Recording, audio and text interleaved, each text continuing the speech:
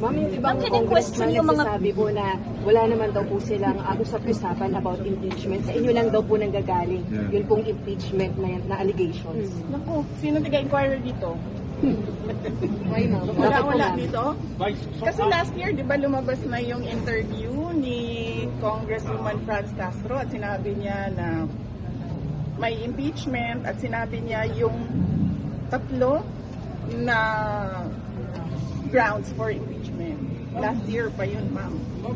I'm from Inquirer, pero clarify din po ni Congresswoman Franz na hindi raw involved in leadership.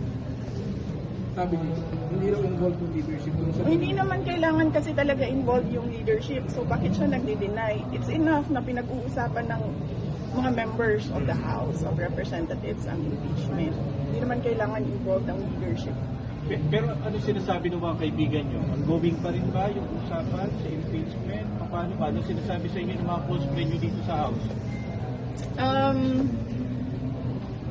Ang sinasabi sa akin ng mga tiga Mindanao, ang sinasabi sa akin ng mga tiga Mindanao ay pinag-uusapan talaga ang impeachment. At kapag tinatanong sila kung anong mangyayari sa 2028, ang sinasabi nila si Speaker Martin Romualdez daw ang candidate for 2028.